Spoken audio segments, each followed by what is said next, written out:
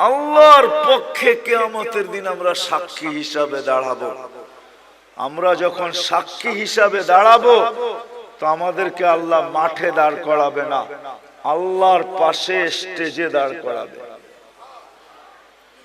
কিন্তু সত্য তো এটা, হিসাব কিতাব তো হবে, ঠিক না? কি হবে না? হ্যাঁ, তা আমাদের নবীজি জিজ্ঞাসা করবে, আল্লাহ হিসাব কিতাব কিভাবে নিবেন? তা আল্লাহ বলে, সবারটা যেরকম নিব এরকমই নিব। তা আমাদের নবীজি বলবে, যদি সবার সামনে আমার উম্মতের হিসাব কিতাব নেন তাইলে তো আমি তো লজ্জিত হয়ে যাব, কেননা আমার উম্মত তো দুনিয়াতে গুনাহ করছে, আমি তো লজ্জায় পড়ে যাব। তা আল্লাহ জিজ্ঞাসা করবে, তাইলে কিভাবে নিব? তো নবীজি বলবেন যে আমাকে নিতে দেন, আমি আলাদা ভাবে নেই। তা আল্লাহ প্রশ্ন করবে, আপনাকে যদি নিতে দেই তো আপনিও তো আপনার উম্মতের গুনাহগুলা দেখবেন, তখনও তো আপনার চেহারাটা লজ্জায় ছোট হয়ে যাবে যে তোমরা আমার উম্মত হয়ে এই গুনাহ করলা, তো করলা কি কইরা, ঠিক না? সত্য তো? তা আল্লাহ জবাব দিবে, বন্ধু ওয়াদা, আপনার চেহারা আমি লজ্জিত করব না, বিদায় আপনার উম্মতের হিসাব কিতাব নিব আমি বটে, কারো সামনে না, আপনার সামনেও না, আমি পর্দার ভিতরে নিয়ে নিব, আপনাকেও জানতে দিব না, কাউকে জানতে দিব না। তো আমরা আল্লাহর বড় কাছের, বড় মোহাব্বতের, এই জন্য আমাদের বয়সটা খুব কম, কেননা আল্লাহ চান না এই উম্মত বেশি ক্লান্ত হোক, কেননা যতদিন থাকবে তত ক্লান্ত হইতে থাকবে, ঠিক না? কি বলেন? মনে হয় বুঝাইতে পারতেছি না। যত বেশি দিন থাকবো তত বেশি কি, 950 বৎসর নূহ আলাইহিস সালাম ছিলেন, তো নিজেই ক্লান্তির কথা কোরআনে বলতেছেন, দাউতু কওমি লাইলাম ওয়া নাহারা, আমি 950 বৎসর রাত দিন দাওয়াত দিছি। এটা একটা ক্লান্তি না? না পরিশ্রম? না, বিশাল পরিশ্রম। 950 বৎসর টানা রাত দিন। তা আমাদেরকে আল্লাহ বেশি বয়স দেন না এই জন্য যে আল্লাহ চান না আমরা বেশি পরিশ্রম করি, এই জন্য বয়স কমায় দিছেন। আমার মনে হয় আরো কম দিতে চাইছেন, কিন্তু ভাবছেন আবার এত কম দিলে কেউ আঙ্গুল উঠায় কিনা, এই জন্য 60-70 বৎসর দিছেন, বেশি দেন নাই। কোন উম্মত কতদিন থাকবে দুনিয়াতে এটা কোন নবী রসুল বলা যায় না, কিন্তু আমাদের নবীজি আইসেই বলছে তোমাদের পরিশ্রম বেশি দিন করতে হবে না। আবার এটার উপরে একটা হাদিসও প্রমাণ আছে, আল্লাহর রসুল উদাহরণ দিয়ে বুঝাইতে চাইছেন যে কেউ শ্রমিক রাখছেন সকাল থেকে জোহর পর্যন্ত, এতটুক সময়ের বিনিময় পেয়েছে। কেউ জোহর থেকে আসর পর্যন্ত, সে এতটুক সময়ের বিনিময় পেয়েছে। আর আমাদেরকে আল্লাহ সময় দিছেন আসর থেকে মাগরিব পর্যন্ত। এই জন্য হানাফি মুযাব বলে আসরের নামাজ একটু দেরি করে পড়ো, যাতে মাগরিব আর আসরের মধ্যখানে ঘন্টা খানিক সময় থাকে।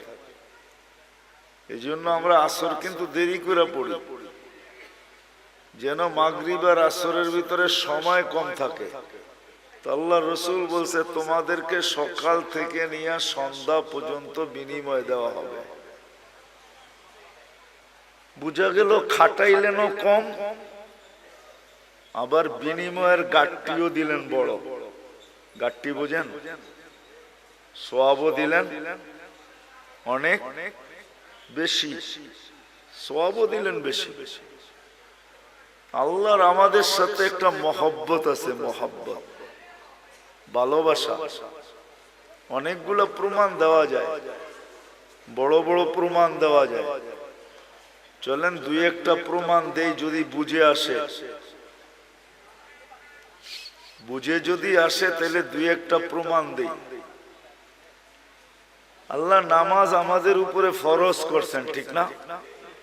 হ্যাঁ, কিন্তু পড়ে কয়জন? শতকরা কয়জন পড়ে? আরে বলেন না, কয়জন? কয়জন? 5 ওয়াক্ত নামাজ শতকরা কয়জন পড়ে? হ্যাঁ, কয় পার্সেন্ট পড়ে?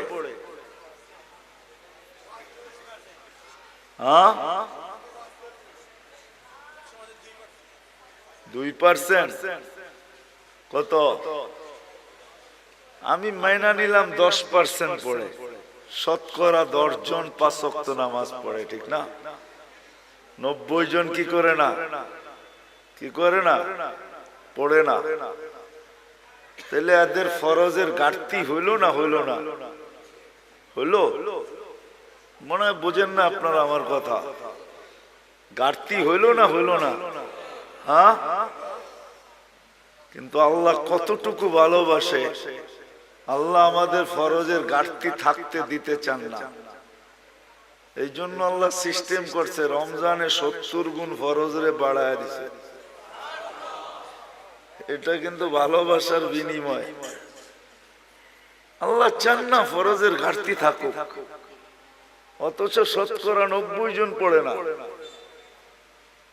আল্লাহ বলে তোমাদের ফরজের ঘাটতি আমি থাকতে দিতে চাই না, কেননা তোমাদেরকে ভালোবাসি।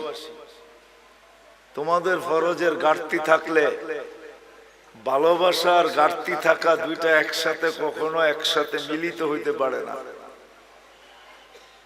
এটা শোভা পায় না যে তোমাদের ফরজের ঘাটতি থাকুক। তো আল্লাহ বলে সারা বৎসর ঘাটতি হোক, তাতে কিছু আসে যায় না। রমজানে 70 গুণ বাড়ায়া দিলাম ফরজ। এক রমজান পড়লে সারা বৎসরের ঘাটতি পুরা হওয়ার পরেও বিরাট বড় একটা ঘাটতি তোমাদের কাছে থেকে যাবে। মনে হয় বুঝাইতে পারি না। আল্লাহ ভালোবাসেন, এই জন্য আল্লাহ আমাদেরকে ভালোবাসেন। কয়জন শতকরা কোরআন শরীফ পড়তে পারে? শতকরা কয়জন পারে জানেন? এই মজমায় যত লোক আছে মাদ্রাসার ছাত্র ছাড়া কয়জন আমরা কোরআন পড়তে পারি? বেশিরভাগই পারি না, ঠিক না? হ্যাঁ, বুঝা গেল শতকরা 90 জনই কোরআন পড়তে পারে না। চলেন 90 জন না হোক, শতকরা 60 জন তো কোরআন পড়তে পারে না, এটা সত্য, ঠিক না? হ্যাঁ, যে কোরআন পড়তে পারে না সে কি কোরআন খতমের সওয়াব পাইতে পারে? যে কোরআন পড়তে পারে না সে তো কোরআন খতমের সওয়াব পাইতো পাওয়াটা সম্ভব না, কেন কোরআনই তো পড়তে পারে না, খতমের সওয়াব কোত্থেকে পাবে? কিন্তু আল্লাহ আমাদেরকে ভালোবাসেন, এই জন্য আল্লাহ বলে কোরআন তোমাদেরকে দিলাম, পড়তে পারো আর না পারো, খতমের সওয়াবের থেকে তুমি বঞ্চিত হও, এটা আমি আল্লাহ চাই না। আর এটা ভালোবাসা, এটা বুঝায়ও না যে তুমি খতমের সওয়াবের থেকে বঞ্চিত হবে।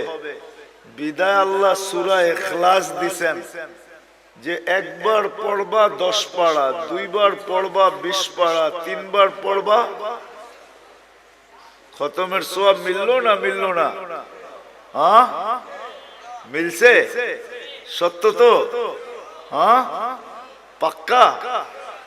হ্যাঁ, এটা আল্লাহ ভালোবাসেন, এই জন্য আল্লাহ সূরা ইখলাস দিছেন। ইখলাস দিছেন, সূরা ইখলাস দিছেন।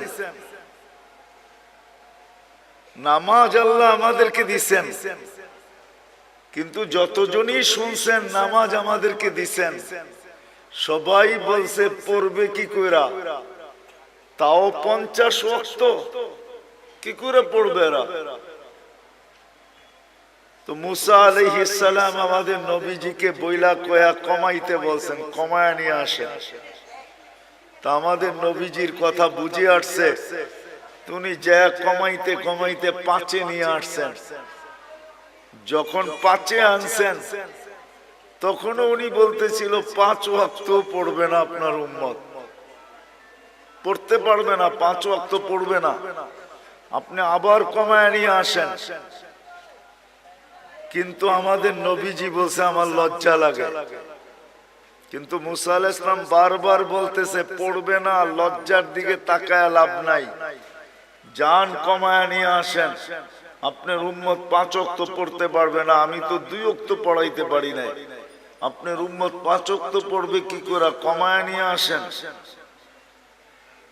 আল্লাহ ভালোবাসে, এই জন্য কানে কানে বইলা দিছে 5 ওয়াক্ত নিয়ে যান, আমি নিজে সবাইকে ডাইকা ডাইকা পড়ায় নিব। এই জন্যই কিন্তু আল্লাহ ডাইকা ডাইকা পড়ায় আমাদেরকে, যদিও আমরা পড়ি না। যা হোক, যেটা বুঝাইতেছিলাম, কথা কিন্তু লম্বা হবে না, শর্টই হবে, অল্প কথা হবে, অল্প। আমাদের জীবনটা অতি ছোট, অতি।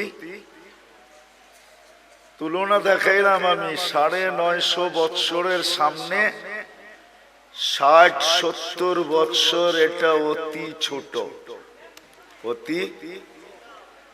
কিন্তু একটা জবাব দিলাম যে আমাদেরকে এত ছোট বয়স কেন দিলেন, এটাই প্রমাণ দিলাম যে ছোট বয়স এই জন্য দিলেন, অল্প বয়স এই জন্য দিলেন যে আল্লাহ আমাদেরকে অনেক ভালোবাসে। মানুষ কোনোদিন ভালোবাসার পাত্রকে ক্লান্ত করতে চায় না, যে ভালোবাসার পাত্র ক্লান্ত হোক, ভালোবাসার পাত্র ক্লান্ত হোক, এটা মানুষ কখনো চায় না। যখন মানুষ চায় না তো আল্লাহ কি করে চাবে? এই জন্য আল্লাহ আমাদের বয়স কমায়া দিছেন। আমাদের বয়স, ভালোবাসার লিস্টিটা যদি দেখি না যে আল্লাহ আমাদেরকে কতটুকু ভালোবাসে, কিতাবে পাই নাই, কিন্তু আমার মন বলে, মানুষের একটা মনও তো আছে না, আমার মন বলে আল্লাহ আমাদেরকে আরো কম দিতে চেয়েছিলেন মনে হয়, যে আমরা খালি দুনিয়াতে পা রাখবো আর উঠা চলে যায় সিধা জান্নাতে ঢুকবো। 60-70 বৎসরও আমাদেরকে বেশি দিয়া দিয়েছেন। এই জন্যই কিন্তু আমাদের নবীজি আমাদেরকে বুঝাইতে চেষ্টা করছেন, বারবার বলছেন তোমাদের বয়স কম কম কম কম কম। আমার উম্মতি বাইনা 60 ও 70, 60-70 বছর আমাদের বয়স। কোন নবী কিন্তু উম্মতকে এইভাবে বলেন নাই। আমাদের নবীজি যেরকম আমাদেরকে বলছেন, কেননা আমাদের আল্লাহও যেরকম আমাদেরকে ভালোবাসেন, আমাদের নবীজিও আমাদেরকে এরকমই ভালোবাসেন। আমাদের আল্লাহও আমাদেরকে ভালোবাসেন, এরকম ভালোবাসেন যে কোনো উম্মতকে ভালোবাসেন না। হায়, আমার মনে হয় লেবেল কেন লাগাইছেন জানেন? হ্যাঁ, জানেন না? জিনিসে যদি চিহ্ন না থাকে না তো সবগুলা মিলা যায়, বোঝা যায় না কোনটা কিরকম, ঠিক না? তা আল্লাহ আমাদেরকে চিহ্ন লাগাইছেন, লেবেল লাগাইছেন, কুনতুম খায়রা উম্মাহ। উম্মত 100 লক্ষ হইতে পারে, কিন্তু তোমাদেরকে মিলাইলেও মিলবে না, কেননা তোমাদেরটাই লেবেল লাগানো আর একটাও লেবেল লাগানো না। তোমরা কারোর সাথে মিলবে না। এই জন্যই তো সাহাবায়ে কেরাম জিজ্ঞাসা করছে, ইয়া রাসূলুল্লাহ, কিয়ামতের দিন আমাদেরকে কেমনে চিনবেন এত মানুষের ভিতর থেকে? তা আল্লাহর রাসূল বলছে, চিনবো না কেন, তোমাদের গায়ে তো লেবেল লাগানো থাকবে।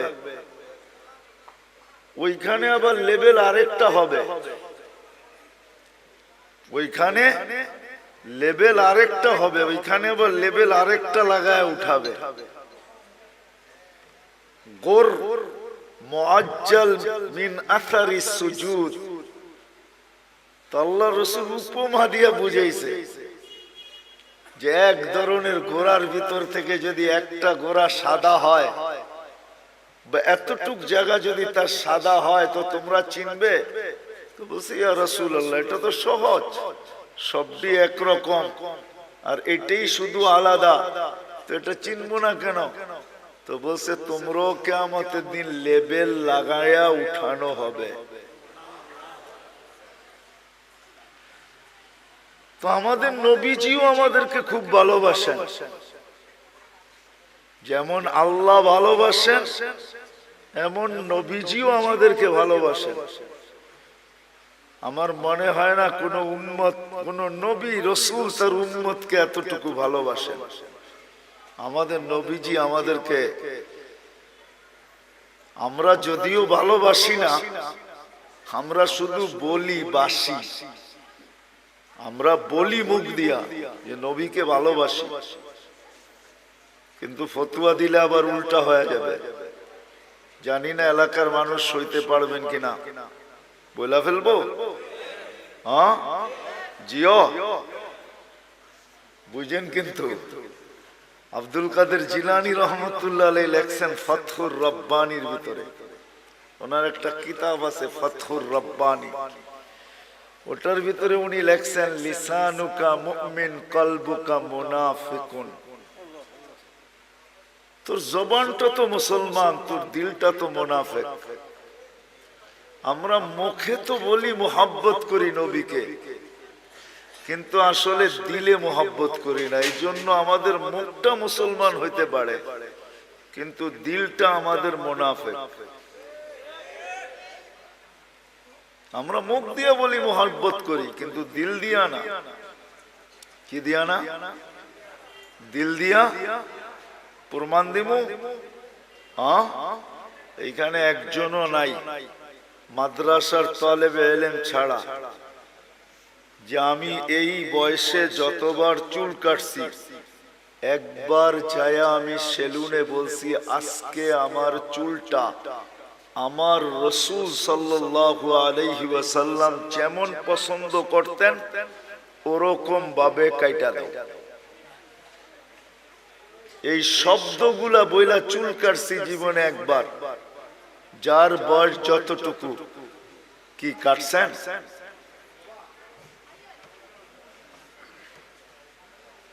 কয়জন কাটছি? রাগ হয়ে গেলেন?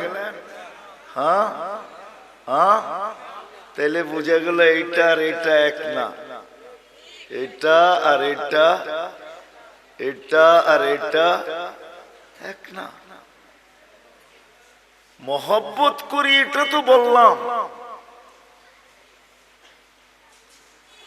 কিন্তু আমাদের জীবনে নবীজির সুন্নত কতটুকু আছে বলেন? কবির কথাই তো সত্য, তাসির রাসূল ওয়া তুযহিরু হুব্বাহু। কবির কথা আর আব্দুল কাদের জিলানী রহমতুল্লাহ আলাইহির কথা মিলা গেছে। তাসির রাসূল ওয়া তুযহিরু হুব্বাহু, রাসূলের মহব্বত করো এটা তো বলো, কিন্তু সর্বক্ষেত্রে নবীর বিরোধিতা করো, সুন্নতকে মানো না। তো কবি বলে তুমি যে কেমন মহব্বতকারী এটা আমার বুঝিয়ে আসলো না। যেটা আবার কেমন মহব্বতকারী বলো তো? মহব্বত করি তো আমাদের আল্লাহও আমাদেরকে মহব্বত করেন, এই জন্য বয়স আমাদেরকে বেশি দেন নাই, কেননা মহব্বতের পাত্র বেশি ক্লান্ত হোক এটা কেউ চায় না। যার ঘরে মেয়ে নাই, শুধু ছেলে আর ছেলে, তো এক সময় স্বামী স্ত্রী দুইজন মিলা বলে মেয়ে নাই, কি হয়েছে? ছেলে তো আছে, ছেলে দিয়া মেয়ে নিয়ে আসমু আর মেয়ের মতো পালমু। জিও, হ্যাঁ বুঝে আসতেছে? হ্যাঁ, তখন শাশুড়ি আর বউদেরকে কাজ করতে দেয় না, কেন? মহব্বত করে। আল্লাহ আমাদেরকে মহব্বত করেন, এই জন্য বয়স দিছেন কম। আমরা বেশি খাটি, এটা আল্লাহ চায় না। আমি প্রমাণ দিছি, আরো কয়েক ডজন না কয়েক শত ডজন দেওয়া যাবে। আমাদের নবীজিও আমাদেরকে মহব্বত করেন। যদি মহব্বত না করতেন তাহলে আল্লাহ বলতেন না হারিসুম বিল মুমিনিন রাউফুর রহিম। এই শব্দগুলো আল্লাহ কোনোদিন বলতেন না। আমাদের নবীজিও আমাদেরকে মহব্বত করেন। যদিও আমরা নবীকে মহব্বত করি না, আমি তো একটা প্রমাণ দেখাইলাম, একজন ছাড়া আর কেউ হা বলতে পারলো না। আমরা নবীকে মহব্বত করি না, নবীজি আমাদেরকে মহব্বত করেন। নবীজি আমাদেরকে মহব্বত করেন। মনে হয় নিজের আপন জনকেও এতটুক মহব্বত করেন নাই যতটুক উম্মতকে মহব্বত করতেন, করতেছেন, করবেন। নবীজি আমাদেরকে মহব্বত করতেন, এখনো করতেছে আর করবে। মহব্বত উম্মতকে। চলেন একটা মোটা উদাহরণ দেই, যদি বুঝে আসে। তাও হাদিস থেকে বানায় না। আমাদের দেশে কয়েকদিন আগে ইউনিয়ন পরিষদের ইলেকশন গেছে, ঠিক না? আপনাদের এখানে গেছে? ইলেকশন তো হয়, ঠিক না? না হয় নাই? সারা বাংলাদেশে গেছে, আপনাদের এখানে হয় নাই? মানে মেয়র ইলেকশন হয়েছে, ঠিক না? ইউনিয়ন পরিষদ হয় নাই। বাংলাদেশে ইউনিয়ন পরিষদের চেয়ার পাওয়ার জন্য মানুষ মরতে রাজি, মারতে রাজি। সারা বাংলাদেশে ইউনিয়ন পরিষদের ইলেকশনে বহুত লোক এবার মারা গেছে, এমনকি প্রার্থী পর্যন্ত মারা গেছে, শুধু ইউনিয়ন পরিষদের একটা চেয়ার পাওয়ার জন্য। আর আমাদের নবীজিকে যতদিন থেকে আল্লাহ নবুয়তের ঘোষণা দিয়েছেন, অতদিন থেকেই বলতে বলতে আসতেছেন, বন্ধু আপনার জন্য একটা চেয়ারও রাখছি। ওই চেয়ারটার নাম হইল মাকামে মাহমুদ। কি?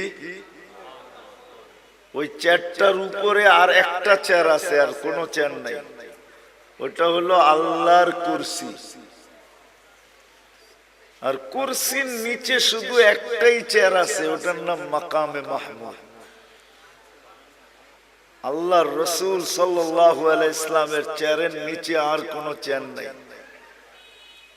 আল্লাহ দুইটা চেয়ারই বানাইছেন, একটার নাম কুরসি, একটার নাম মাকামে মাহমুদ। কিয়ামতের দিন নিয়ে যাওয়া হবে, চেয়ারও লাগানো হবে। আল্লাহর রাসূলও চেয়ারের কাছে যাবেন, আল্লাহও বলবেন ডাইন পাশে রাখা হবে আল্লাহ, আর বলবে বন্ধু বসেন, কিন্তু আল্লাহর রাসূল চেয়ারে বসবেন না। প্রতি উত্তরে বলবেন আমি যদি বসি তাহলে আমি যে ভালোবাসি আমার পিপাসিত উম্মতকে যে আমি ভালোবাসি, আমার এই পিপাসিত ভালোবাসার পিপাসিত উম্মতকে কে পানি পান করাবে? বিদায় আমি বসবো না। আমি তো হাউজে কাউসারে যাব, নিজের হাতে উম্মতকে পানি পান করাবো, আর উম্মতকে বলে দিব লা তাজমান বাদাহা আবাদা, আর কোনদিন তুমি পিপাসিত হবে না। শুধু পানি পান করাবে, এখানেই শেষ না। আরেকটা দেখাইতেছি ভালোবাসা। নাইলে চেয়ারে না বইসা মানুষ চেয়ার পাওয়ার জন্য মরতে রাজি, মারতে রাজি। আর নবীজির জন্য চেয়ার রাখা আছে আল্লাহর পাশে। হায় হায় হায়, বলবে আমি মিজানের কাছে যাব, আর যা নিজের চোখে দেখবো উম্মতের পাল্লা সামনে ঝুঁকে না পিছে ঝুঁকে। শুধু দেখবো না, আপনি যে আমাকে প্রতিশ্রুতি দিছেন ওইগুলা ওই পাল্লার কাছে দাঁড়াইয়া আমি প্রতিশ্রুতিগুলা বাস্তবায়ন করব। আপনি আমাকে প্রতিশ্রুতি দিছেন, আমি চাইলেই নাকি দিবেন। তো পাল্লা যখন সামনে ঝুঁকবে না, তো আমি চাবো, উম্মতের জন্য চাওয়ার হাত আপনার সামনে উঠায়া দিব। আপনি প্রতিশ্রুতি দিছেন সুপারিশ করলে কবুল করবেন। আপনি প্রতিশ্রুতি দিছেন সাউফা ইউতিকা রাব্বুকা ফাতারদা, আমাকে রাজি করে ছাড়বেন। উম্মতের পাল্লা সামনে না ঝুঁকলে আমি রাজি হব না, না, না, না, না।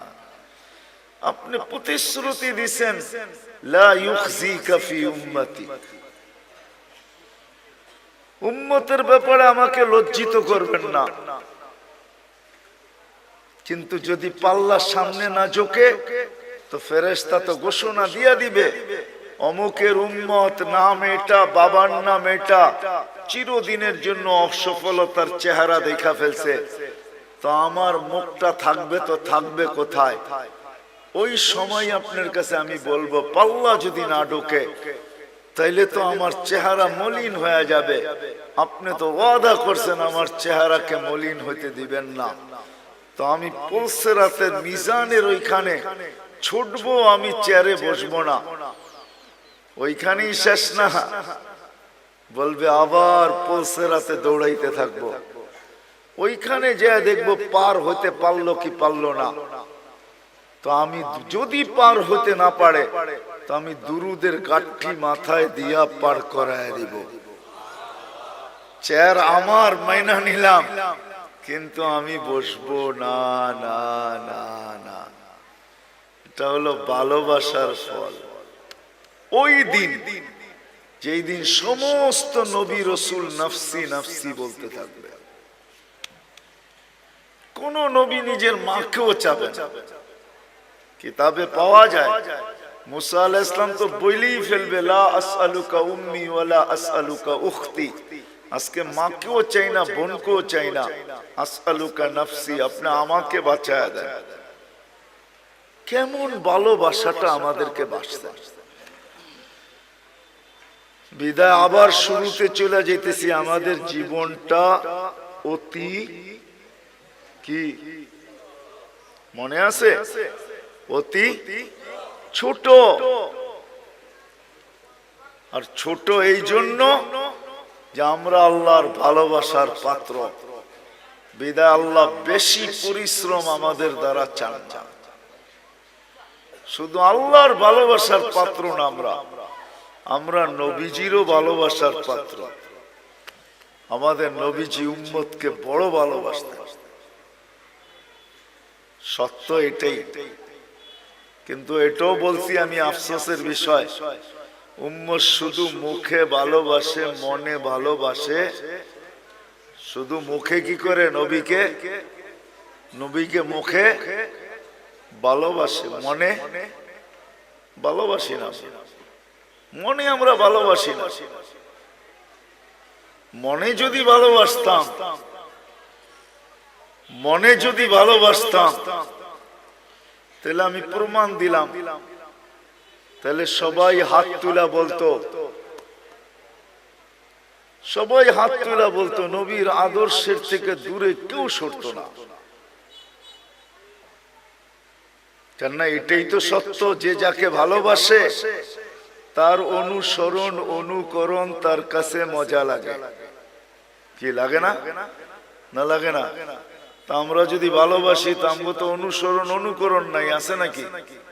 হ্যাঁ, কি বলেন? শতকরা কয়জনের ভিতরে আছে? আপনি জুব্বা পড়েন দেখি কি সবাই পড়ে নাকি? আপনি দাড়ি রাখছেন দেখি সবাই দাড়ি রাখে নাকি? অথচ দাড়ি তো নবীজি নিয়ে আসছে আমাদেরকে জান্নাতের টিকিট দেওয়ার জন্য। এই উম্মতকে দাড়ি দিছে জান্নাতে যাওয়ার জন্য। অন্য উম্মতকে কেন দিছে এটা আমি জানি না। এই উম্মত দাড়ি দেখায়া জান্নাতে যাবে। কোথায়? কি দেখায়া? দাড়ি দেখায়া চলে যাবে। দাড়ি দেখায়া এই উম্মত দাড়ি দেখায়া জান্নাতে চলে যাবে। তো তাফসীরের কিতাবে এটা পাওয়াও যায়। মুসা আলাইহিস সালামের ব্যঙ্গ করত একটা লোক, এটার নাম সামেরি ছিল। সামেরি মুসা আলাইহিস সালামকে ব্যঙ্গ করত। ব্যঙ্গ বোঝেন তো? ব্যঙ্গ করত নকল করা দ্বারা। পাগড়ি ওরকম, চুল ওরকম লম্বা, দাড়ি ওরকম, জুব্বা ওরকম, লাঠি এরকম, চলার ঢং এরকম, কথা এরকম, সারা দিন পিছে লেগে থাকতো আর মুসা আলাইহিস সালামকে খেপাইতে থাকতো। কিন্তু ঈমান আনে না। সে ফেরাউনের দলের লোক ছিল। যখন ফেরাউনকে আল্লাহ ডুবায় মারে, তো সামেরিকে আল্লাহ ডুবান নাই। তো যখন উঠা আসছে, তো মুসা আলাইহিস সালাম বলতেছে, আল্লাহ, ফেরাউন আমার বিরুদ্ধে ছিল বটে, কিন্তু এইটার মতো না। এটারে কেন বাঁচাইলা? এটারে কেন কেন এটারে বাঁচাইয়া দিলেন? ও তো সারাদিন পিছে লেগে থাকে আর আমাকে ব্যঙ্গ করতে থাকে আর আমাকে খেপাইতে থাকে। ওরে ডুবাইলেন না কেন? তো আল্লাহ বলে, ডুবাইতে চাইছিলাম, কিন্তু লজ্জা পায়া গেছি। আপনার মতো চুল দেখা, দাড়ি দেখা, জুব্বা দেখা, পাগড়ি দেখা, লাঠি দেখা, অঙ্গি ভঙ্গি দেখা লজ্জা পায়া গেছে, এই জন্য ডুবাই নেয়। তো মুসা আলাইহিস সালামের অনুকরণ করে যদি ডুবার থেকে সামেরি বাঁচতে পারে, তা আমরা দাড়ি দিয়া জান্নাতে কেন যেতে পারবো না? কি বলেন? আরে বুঝে আসছে? আল্লাহ দাড়ি দিয়েছিলেন জান্নাতে যাওয়ার জন্য, আর পাইকা গেলে তো কোনো কথাই নেই। এটা তো সিল লেগে যাবে যদি পাইকা গেল। কিতাবে আছে মুহাদ্দিসে জামানার সবচেয়ে বড় মুহাদ্দিস মারা গেছেন। সঙ্গীরা, সাথীরা স্বপ্নে দেখছেন, জিজ্ঞাসা করছে, কি করা হলো তোমার সাথে, কি ব্যবহার হলো? তো বলতেছে, দাড়ি দেখায় জান্নাতে চলে গেছে। দাড়ি দেখায় মানে? আল্লাহ জিজ্ঞাসা করছিল, ওই বুইরা কি নিয়ে আসছস? আমার হাদিস মনে উঠছে, আমিও বইলা ফেলছি, দাড়ি নিয়ে আসছি আর কিচ্ছু নিয়ে আসি না। আল্লাহ জিজ্ঞাসা করছে রাগ হইয়া, শুধু দাড়ি? তো আমিও ডাইটা বলছি, কেন আপনি বলেন নাই জিবরিল আলাইহিস সালামকে? জিবরিল আলাইহিস সালাম বলেন নাই আমাদের নবীজিকে? আমাদের নবীজি কি বলে নাই সাহাবাকে? সাহাবা কি বলে নাই তার ছাত্রকে? সে কি বলে নাই তার ছাত্রকে? সেই তো আমার ওস্তাদ, সে তো আমাকে বলছে আপনি নাকি সাদা দাড়ি দেখলে লজ্জা পান। এইখানে তো আইসা দেখি উল্টাটা, সাদা দাড়ি বলতে দেরি, আপনি চোখ বড় বড় করতে দেরি করেন নাই। তা আল্লাহ হাইসা দিয়া বলে, সবাই সত্য বলছে, আমিও সত্য বলছি, মাফ করে দিলাম, যা। এই উম্মতকে তো আল্লাহ দাড়ি দিয়েছেন জান্নাতে যাওয়ার জন্য, কিন্তু এই উম্মত সারা দিন দাড়ি কাটে, ঠিক না? কি রাখে কয়জন আর কাটে কয়জন? ঠিক না? সত্য তো? আমি কিন্তু আবার পিছনে চলে যেতেছি। আমাদের জীবনটা অতি ছোট, কারণ এটাই যে আল্লাহ আমাদেরকে অনেক ভালোবাসে। যেমন আল্লাহ আমাদেরকে ভালোবাসেন, আমাদের নবীজিও আমাদেরকে এরকম ভালোবাসেন, যার কারণে আমাদের জীবনটা ছোট। কেন? ভালোবাসার পাত্র বেশি পরিশ্রম করুক, এটা কোনোদিন চায় না। যে ভালোবাসে সে চায় না ভালোবাসার পাত্র বেশি পরিশ্রম করুক, এটা চায় না। বিদায় আমাদের নবীজিও চায় না, আল্লাহও চায় না আমরা লম্বা জীবন পাই। আর একটা কারণও আছে, কিন্তু হাদিস মনে উঠলো এই জন্য বলতেছি। আমরা যে বেশি পরিশ্রম না করি এটার একটা প্রমাণ দিতেছি বয়সের হাদিস দিয়া। এই উম্মতের বয়সের অনেক দাম। 40-এ যখন পা দেয়, তো তো এই উম্মতের দুই তিনটা রোগ আর হয় না। 15 থেকে নিয়ে 40 পর্যন্ত যদি এই উম্মত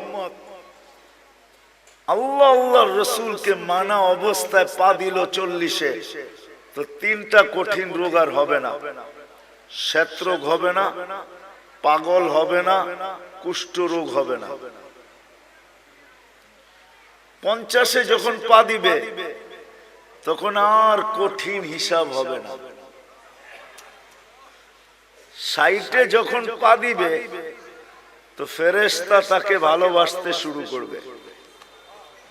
70-এ যখন পা দিবে তো আল্লাহ এই ব্যক্তির আল্লাহর কাছে চলে যাক, এটা আল্লাহ আকাঙ্ক্ষা করবে যে এখন তুমি আমার কাছে চলে আসো। 80-তে যখন পা দিবে, ভালোবাসা দেখাইতেছি কিন্তু ভালোবাসা, 80-তে যখন পা দিবে তা আল্লাহ বলবে গুনাহ লেখো না,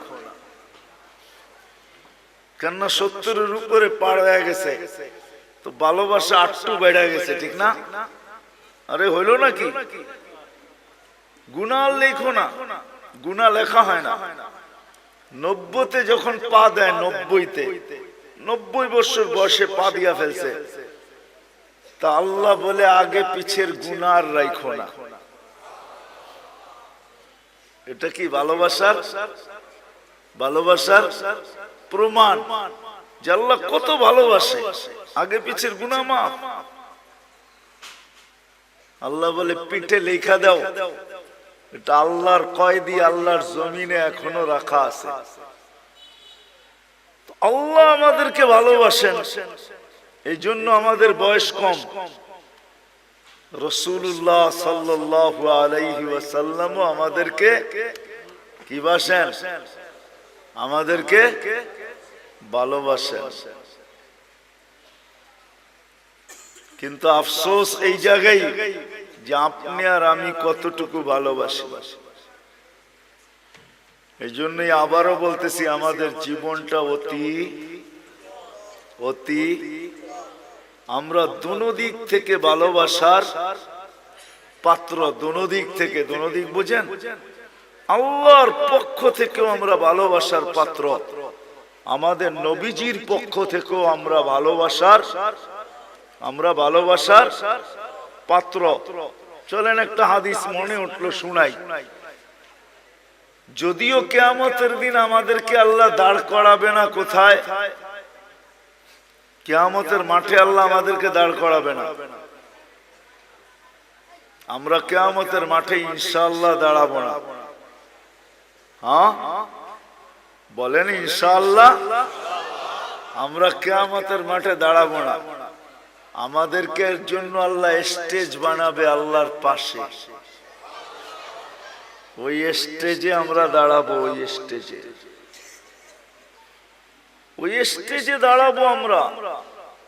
আমি তো 1 ডজন অনেক দেখাইতে পারি, কিন্তু আমি জানি না ওলামারা আমার সাথ দিবে কি দিবে না।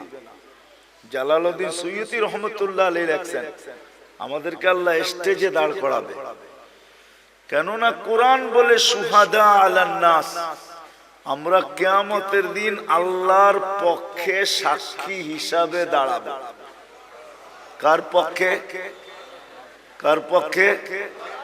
আল্লাহর পক্ষে কিয়ামতের দিন আমরা সাক্ষী হিসাবে দাঁড়াবো। আমরা যখন সাক্ষী হিসাবে দাঁড়াবো তো আমাদেরকে আল্লাহ মাঠে দাঁড় করাবে না, আল্লাহর পাশে স্টেজে দাঁড় করাবে।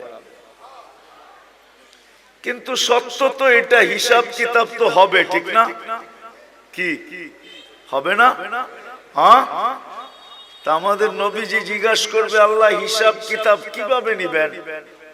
তা আল্লাহ বলে সবাইটা যেরকম নিব এরকমই নিব। তা আমাদের নবীজি বলবে, যদি সবার সামনে আমার উম্মতের হিসাব কিতাব নেন তাইলে তো আমি তো লজ্জিত হয়ে যাব, কেননা আমার উম্মত তো দুনিয়াতে গুনাহ করছে, আমি তো লজ্জায় পড়ে যাব। তা আল্লাহ জিজ্ঞাসা করবে, তাইলে কিভাবে নিব?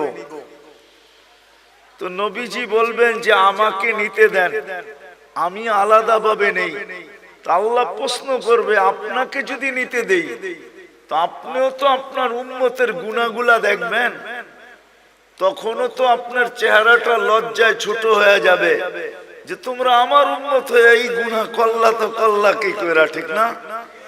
সত্য তো? আল্লাহ জবাব দিবে, বন্ধু ওয়াদা আপনার চেহারা আমি লজ্জিত করব না, বিদায় আপনার উম্মতের হিসাব কিতাব নিব আমি বটে, কারো সামনে না, আপনার সামনেও না, আমি পর্দার ভিতরে নিয়ে নিব, আপনাকেও জানতে দিব না, কাউকে জানতে দিব না। বিদায় আমি শেষ জায়গায় চলে আসছি। জীবনটা আমাদের অতি অতি, আমরা দুনো দিক দিয়ে ভালোবাসার পাত্র। আমি কি বুঝাইতে পারলাম? দুনো দিক দিয়ে আমরা ভালোবাসার পাত্র। বিদায় আমাদের এই ছোট জীবনটাকে সুরক্ষিত করতে হবে, এটাই আল্লাহর দাবি। তুমি তোমার ছোট জীবনটাকে সুরক্ষিত করো, হেফাজত করো, সুরক্ষিত করো, তোমাদের কাছে এটা দাবি।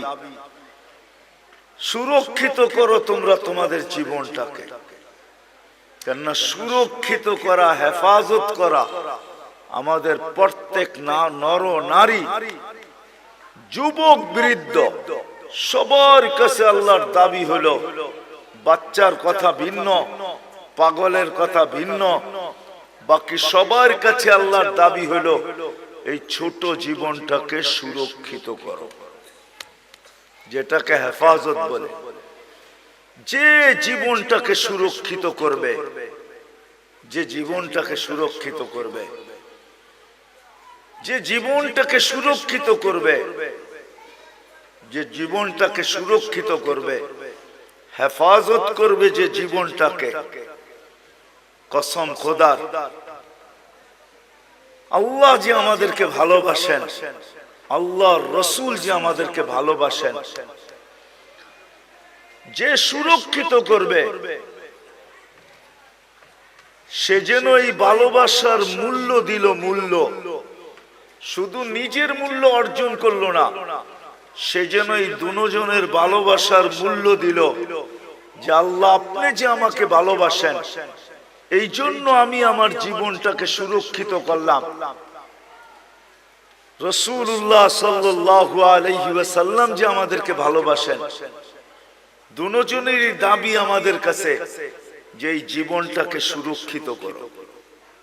সত্য এটাই যে সুরক্ষিত করা যাবে, আল্লাহ আল্লাহর রাসূলের ভালোবাসার যেরকম মূল্য হবে, এরকম যে সুরক্ষিত করা যাবে, সেও আল্লাহ আল্লাহর রাসূলের কাছে বড় মূল্যের পাত্র হবে, বড় মূল্যায়নের পাত্র হবে, বড় মূল্যায়নের পাত্র। নাইলে আল্লাহর রাসূল এই কথা কোনোদিন বলতেন না, কেমন মূল্যায়নের পাত্র, হায় কেমন মূল্যায়নের পাত্র। একটা হাদিসের দিকে তাকাইলে বোঝা যায় আল্লাহর রাসূল বলছেন তোমরা কেমন মূল্যায়নের পাত্র হবে, একটু শুনো। ইয়াস্তাকবিলুনি উম্মতি রব্বি, জান্নাতের গেটে আল্লাহ সর্বপ্রথম তোমাদেরকে স্বাগত জানাবে। জান্নাতীরা আল্লাহকে দেখবে বটে, দেখবে, কিন্তু আমাদের মতো সর্বপ্রথম দেখবে না। আমরা তো জান্নাতে ঢুকার আগে আমরা আল্লাহকে দেখব, আল্লাহ আমাদের ইস্তেকবাল করবে। তাইলে একটু ভাবেন কেমন মূল্যায়ন, যে আল্লাহ গেটে আমাদেরকে স্বাগত জানাবে।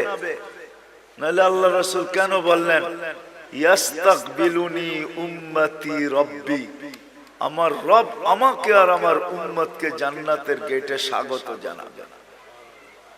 কেমন মূল্যায়ন, কেমন মূল্যায়ন।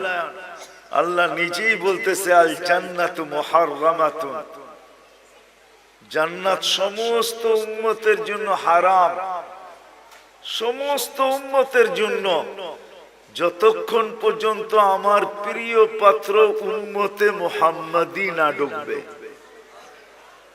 আমরা যতক্ষণ পর্যন্ত না ঢুকবো কোন উম্মতের জান্নাতে ঢোকার কোনো অনুমতি নাই। চাই জান্নাতের ফয়সালা তার জন্য যতই হোক না কেন তাকে অপেক্ষা করতে হবে, এটাই আল্লাহর ঘোষণা। তাইলে ভাবেন আমরা কতটুক মূল্যবান। বিদায় আসেন এই সম্মেলন থেকে। আমার পরেও তো বক্তারা আসবে, কথা ওনারাই শোনাবে। আমি যদিও ওয়াদা ছিল চলে আসছি, বহু দূর থেকে ঢাকা আসছি, ওইখান থেকে এখানে আসছি। শরীর যদিও এখন অনুমতি দেয় না।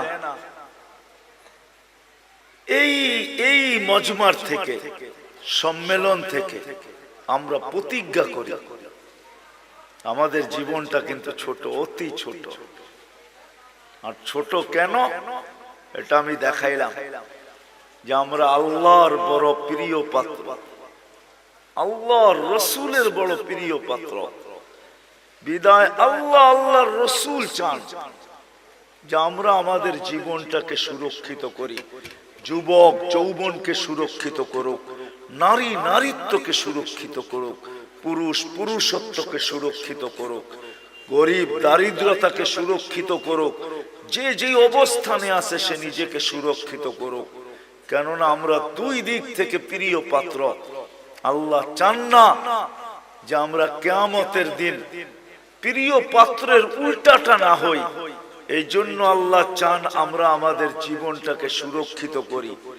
কিন্তু সুরক্ষিত সহজে কিভাবে করব? কিভাবে সহজে সুরক্ষিত করব?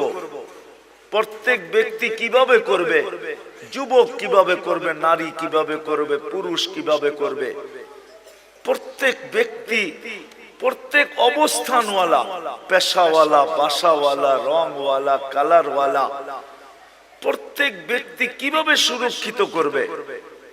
আল্লাহ মুহাম্মদুর রাসূলুল্লাহ সাল্লাল্লাহু আলাইহি ওয়াসাল্লামের মাধ্যমে আমাদেরকে এটা শিখাইছেন যে আমরা কিভাবে সুরক্ষিত করব। এই জন্য আমি দুই চারটা দেখাইছি আপনাদেরকে। এটাও কিন্তু সুরক্ষিতর একটা। যদিও এই মজমায় কেউ নাই যে প্রতিদিন এক খতম কোরআনের নিয়তে 3 বার সূরা ইখলাস পড়ে। এরকম কয়জন আছি আমরা এখানে? প্রতিদিন এক খতম কোরআনের সওয়াব আমার আমলনামায় আসুক, এই নিয়তে ডেইলি সূরা ইখলাস 3 বার পড়ি, এরকম কয়জন আছে? আমার কথা বোঝেন, তারপরে হাত উঠায়েন। প্রতিদিন পড়ি, প্রতিদিন কন্টিনিউ আমি ডেইলি পড়ি, এই নিয়তে যে কোরআন পড়তে পারি না তাতে কি আসে যায়, আমি ডেইলি এক খতম কোরআনের সওয়াব আমার আমলনামায় নিতে চাই। এই নিয়তে আমরা কয়জন পড়ি? এটাও কিন্তু জীবন গুছানোর, সুরক্ষিত করার একটা পন্থা আল্লাহ দিয়েছেন। একটু আগে দেখাইলাম না নামাজ, যে ফরজের ঘাটতি এই উম্মতের না থাকুক। কেননা ফরজের ঘাটতি যদি থাকলো তাহলে আর জীবনটা গুছানোর কোনো রাস্তা থাকবে না। এই জন্য আল্লাহ নামাজ দিছেন বটে, কিন্তু ঘাটতি কিভাবে পূরণ হয়? কেননা আপন জনের ঘাটতি যদি পুরা না হইলো তাহলে কিয়ামতের দিন কেউ বলেও তো ফেলতে পারে যে লেবেল লাগায় তো দুনিয়াতে পাঠাইলেন খায়রা উম্মাহ। এখন তো আমরা দেখি ফরজ পুরাটাই নাই, পুরাটাই খালি। এদেরকে খায়রে উম্মতের লেবেল লাগায় পাঠাইলেন, ফরজের পুরা ঘাটতি। তো আল্লাহ ওটাকে পূরণ করার জন্য রমজানকে 70 গুণ বাড়ায় দিয়েছেন। আল্লাহ চান না। এই জন্য মুহাম্মদুর রাসূলুল্লাহ সাল্লাল্লাহু আলাইহি ওয়াসাল্লামকে আল্লাহ পাঠাইছেন। আর নবী আসছেন, চলেও গেছেন, আমাদেরকে শিখায় গেছেন, আদর্শ দিয়া গেছেন। আল্লাহ নিজেও ঘোষণা দিতেছেন, লাকাদ কানা লাকুম ফি রাসূলিল্লাহি উসওয়াতুন হাসানাহ। আল্লাহ নিজেও ঘোষণা দিতেছেন, ওয়া ইন তুতিউহু তাহতাদু। আল্লাহ নিজেও ঘোষণা দিতেছেন, মান আতা আর রাসূল ফাকাদ আতা আল্লাহ। আল্লাহ নিজেও ঘোষণা দিয়া বুঝাইতে চাইতেছেন, ইন কুনতুম তুহিব্বুনাল্লাহ, তুমি বলো আল্লাহকে ভালোবাসো, প্রমাণ কি? তো আল্লাহ প্রমাণও বুঝাইয়া দিতেছেন আমাদেরকে, ইন কুনতুম তুহিব্বুনাল্লাহ ফাত্তাবিউনি, আমার বন্ধুর অনুসরণ অনুকরণ করো। আসেন এই মজলিস থেকে আজকে আমরা সবাই ওয়াদা করি যে আমার এই ছোট জীবনটা, যেটা অতি ছোট, দুই দিক দিয়েই আমরা মোহাব্বতের ভালোবাসার পাত্র, আমি এটাকে সুরক্ষিত করতে চাই। আল্লাহ আল্লাহর রসুলের, রাসূলুল্লাহ সাল্লাল্লাহু আলাইহি ওয়াসাল্লামের অনুগত্যের মাধ্যমে, আদর্শের মাধ্যমে, রাসূলুল্লাহ সাল্লাল্লাহু আলাইহি ওয়াসাল্লামের সুন্নতকে মানার মাধ্যমে, নাইলে বড় ব্যথা পাবেন, কিন্তু বড় ব্যথা। কোরআনের এক আয়াত আমাকে বুঝায় যে আল্লাহর রাসূল কত বড় ব্যথা পাবেন, যেই ব্যথার পরে আল্লাহর রাসূল চিৎকার দিয়া বলবেন, কওমি ইত্তাখাযু হাযাল কুরআনা মাহজুরা। বড় ব্যথা পায় আমাদের বিরুদ্ধে মোকদ্দমা দায়ের করে দিবেন, বড় ব্যথা পায়, কিন্তু বড় ব্যথা, বড় ব্যথা পাবেন। হাদিসও আছে, হাউজের কাউসারের কাছে যাবেন, পানি পান করার জন্য যাবে, কিন্তু দিলে এতটুকু ব্যথা পাবে, দেখা চেহারা দেখে এতটুকু ব্যথা পাবে যে চিৎকার দিয়া বলবে, সুকান সুকান লিমান গাইয়ারা বাদি। অথচ যে রাসূল উম্মতকে এত ভালোবাসতেন, আরবির সাথে সম্পর্ক নাই তো, এই জন্য জানি না যে আল্লাহ রাসূল আমাদেরকে কতটুকু ভালোবাসতেন, কতটুকু ভালোবাসতেন। নাইলে আল্লাহ হারিসুম বিল মুমিনিনা রাউফুর রহিম বলতেন না। রাউফ এটা আল্লাহর সিফাত, রহিম এটা আল্লাহর সিফাত। আল্লাহ দুটোটা বন্ধুকে দিয়া দিয়েছেন, কতটুকু উম্মতকে ভালোবাসতেন।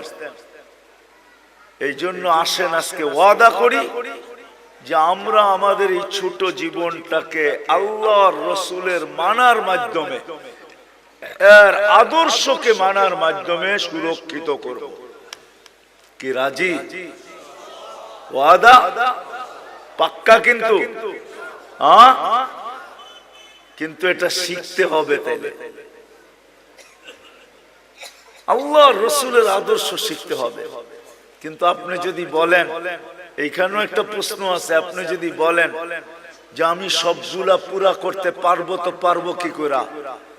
এই জন্য ভালোবাসার বিকাশ কিন্তু এটা তো আল্লাহর রাসূল কমায়া দিয়েছেন, আল্লাহ কমায়া দিয়েছেন বন্ধুর মাধ্যমে।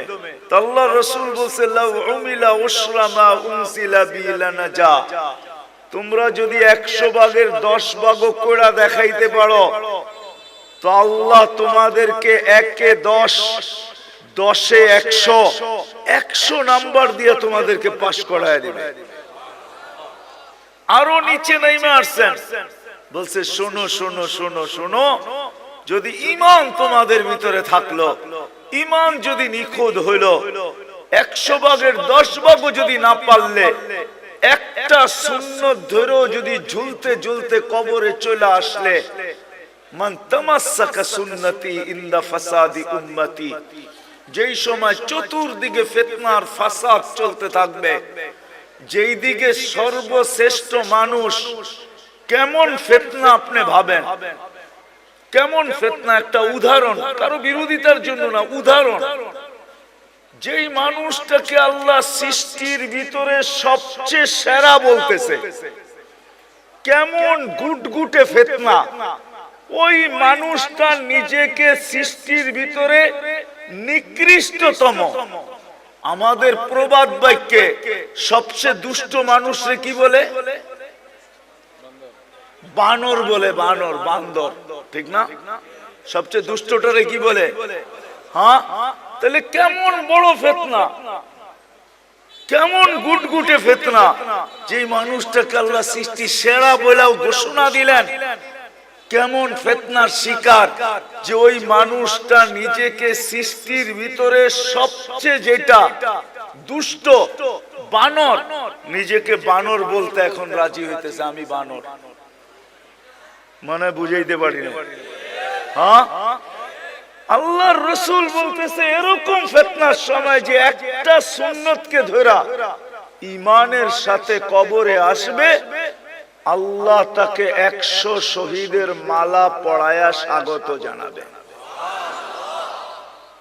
তাহলে আসেন আজকে ওয়াদা করি, শুধু মুখে মুখে ভালোবাসা বললে হবে না, ঠিক না? তাইলে ওই প্রবাদ বাক্যই সত্য হবে, মোহ মে শেখ ফরিদ ভূগোল মে, মানে আপনাদের সিলেটে এই প্রবাদ বাক্য নাই, ঠিক না? মোহ মে শেখ ফরিদ ভূগোল মে কি, মুখে তো শেখ ফরিদ বলে ভূগোলের মধ্যে ইট রাখা। একটা প্রবাদ বাক্য আছে, মোহ মে শেখ ফরিদ ভূগোল মে ইট। এরকম যেন না হয় যে মুখে তো বলি নবীকে মহব্বত করি কিন্তু বাস্তবে প্রদর্শন করি না। তাইলে আমারও এরকমই হবে যে আমি মুখে তো শেখ ফরিদ বলি কিন্তু ভূগোলে ইট নিয়ে দাঁড়ায় আছি, পাইতে দেরি মাথায় মারতে দেরি করব না। আমাদের দশা এরকমই হবে। বিদায় আসেন, জীবনটা অতি ছোট, দুই দিক থেকেই আমরা প্রিয় পাত্র। এটাকে সুরক্ষিত করা দোনোজনের পক্ষ থেকে দাবি। আর সুরক্ষিত কিভাবে করব, এটার জন্যই মুহাম্মাদুর আল্লাহর রাসূলের আদর্শ। আসেন শিখি, শিখবো তো পাক্কা। কার কাছ থেকে শিখবেন? নেটের থেকে? কার থেকে? হক্কানি আলেম আর আল্লাহ ওয়ালাদের থেকে, হক্কানি আলেমদের থেকে। এখন তো হক্কানি আলেম দেখানোর সময় আমার নাই, নাইলে আপনাদেরকে বুঝায় বলতাম যে হক্কানি আলেম কারা। এদের কাছ থেকে শিখেন। হ্যাঁ, এদের কাছ থেকে শিখেন। কিতাবে আছে হক্কানি আলেম কারা, এই জন্য কিতাবে নিষেধ করছে, লা তাজলিসু ইনদা কুল্লি আলেম ইল্লা আলিমুন ইয়াদউকুম মিন খামসিন ইলা খামসিন। 5 জিনিসের থেকে 5 জিনিসের দিকে যারা ডাকে তোমাদেরকে, এরা হলো হক্কানি আলেম। এদের কাছ থেকে শিখো, নবীর আদর্শ শিখো। কেননা দুনিয়াটা ছোট হয়ে আসতেছে, কার মৌত কখন হবে। কেননা কিয়ামতের আগে আল্লাহর রাসূল বলছেন, কিয়ামতের আগে আল্লাহর রাসূল বলছেন মানুষের অপমৃত্যুর হার বেড়ে যাবে। হার, অপমৃত্যু বুঝেন? হঠাৎ মৃত্যুর হার বেড়ে যাবে। এখন সারা দুনিয়া দেখলে দেখা যায় প্রতিদিন 75% মানুষ, 3 থেকে 4 লক্ষ মানুষের ভিতর থেকে 75% মানুষ হঠাৎ মৃত্যু হয়। হঠাৎ, এটা কিয়ামতের নিদর্শন। কখন আমরা মারা যাব জানি না। এই জন্য হক্কানি আলেমদের কাছ থেকে শিখেন। এটাও একটা বাগান, হক্কানিয়াতের একটা বাগান হলো এটা। জামিয়া ইসলামিয়া লুৎফাবাদ, এটাও একটা বাগান। এরকম সিলেটে হাজারো বাগান আছে, হাজারো, একটা দুইটা না। সিলেট বোর্ডালারা বলতে পারবে কত বাগান আছে সিলেটে। সিলেট বোর্ড যেটা, এরা বলতে পারবে ছোট বড় কত বাগান আছে সিলেটের ভিতরে। এদের কাছ থেকে শিখি। একটা সুন্নত হইল নিজের সম্বল বানাই। আমি তো যুবকদেরকে বলি যে তুমি জীবনে একবার হলো চুল কাইটা নিজের কাছে রাখো, কিয়ামতের দিন যখন দেখা হবে তো বলার সুযোগ হবে যে আমি একদিন আপনার স্টাইলে চুল কাটছি, আমাকে কি দিবেন দেন। হাত পাতার সুযোগ হবে।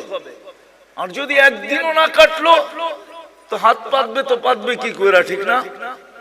কি হ্যাঁ, কি বলেন? কি করে হাত পাতবে? এই জন্যই তো আমি বলি আসেন হক্কানি আলেমদের থেকে শিখি। আর সবচেয়ে বড় কথা যেটা একের ভিতরে 100, আজকের থেকে নামাজ কেউ ছাড়বো না, ওয়াদা পাক্কা। আল্লাহ আমাদেরকে আমল করার তৌফিক দান করেন। কেউ উঠাউঠি করবো না।